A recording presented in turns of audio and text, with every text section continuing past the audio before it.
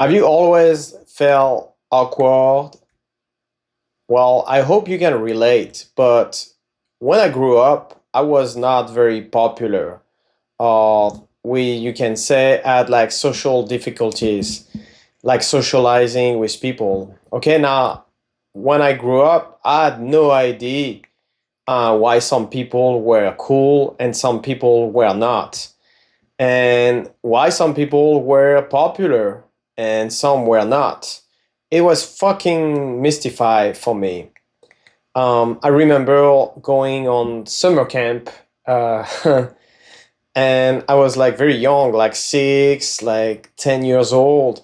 And I remember it was very long summer camp by my dad, who was military, and we would go like for a month on a summer camp in France. And it was always hard for me to socialize. It would take for me weeks and weeks and weeks to actually meet some friends. And I was definitely not like part of the cool kids club when I was growing up.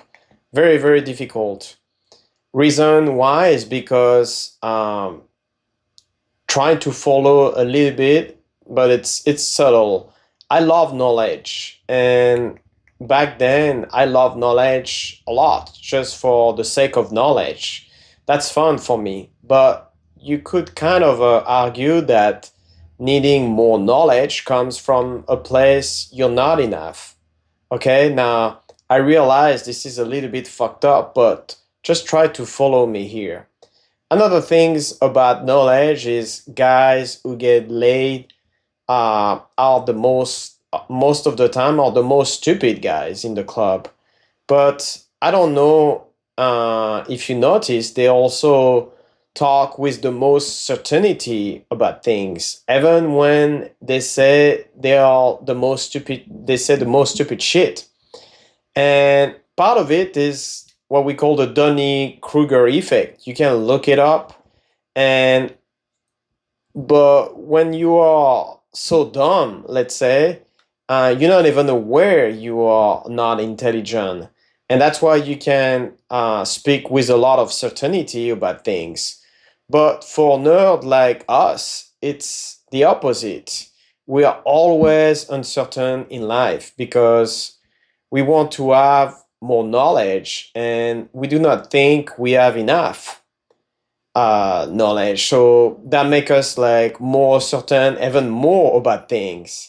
And if we know way more than average people, personally, I like knowledge just because I like it. But it's not a coincidence that nerdy little kids that get straight A's are not like necessarily the popular kids, right? It's because it's like they're not fitting in with the group and having sex at 15 or 16, and then they try to enhance like themselves in other ways.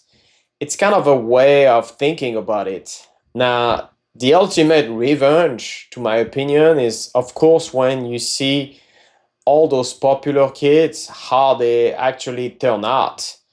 And it's fun to watch actually. They work some kind of like bullshit job after all those years in an office somewhere and never moved anywhere, still in the same town, same friend. The kids that their kids go to the same school they were going, and they just watch your shit on Instagram or Facebook, whatever feed, and it's kind of like a movie for them. But I really feel bad for them in general, because you're doing all the things they want to do, but they do not have the courage to do it. The ideal is you have knowledge and you're smart, and then you can switch into the fun guy mode. But I've lost a lot of women by trying to show them how intelligent and responsible I am. Generally speaking, here's my go to for getting a girlfriend. Even a girl who is intelligent and really high class my general MO is just do what you're seeing here, like on this YouTube channel, and have sex with the girl. And then after you had sex, you hang out and you start talking. And then she sees that you are a guy, you can get laid, but a B guy who's actually not the typical player, but who's actually incredibly intelligent and driven. Once you see that, you're in great shape.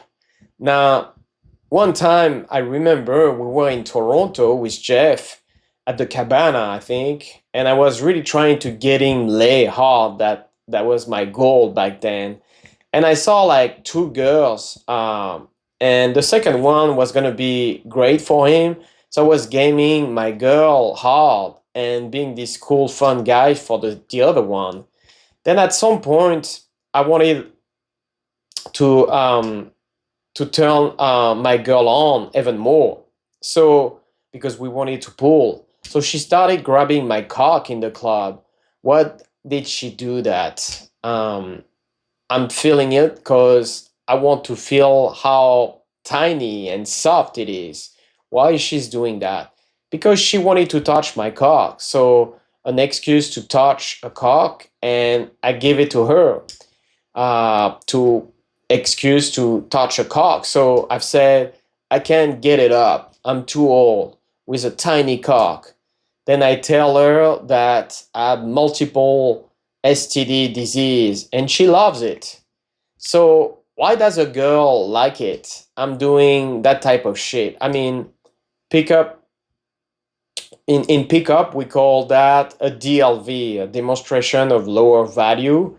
Basically what it is you just make yourself look like an idiot and that you think it's funny, okay? Why is that attractive? Exactly. It's the opposite of showing off.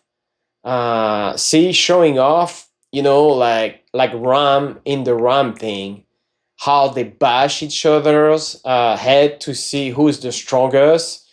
What a man tries to fuck a girl by being a provider or being self-qualifying, says is the Ram lost the fight, is basically showing weaknesses. Why it's more fun to fuck the fucking STD guy. And that's a little bit why you're here learning today, watching this video that you clicked on it, and you saw a fun maybe thumbnail, and you were wanting to learn something, okay? And why is that? Because human beings have multiple personality, adventure itself, conservative self. The adventure itself is like, fuck it, let's have fun right now. And you're not thinking that's the side and that's the side that you want to elicit, okay? Talking about adventure, we still have like few spots left for our bootcamp. So check it out, the link here, or don't. Until next time, peace.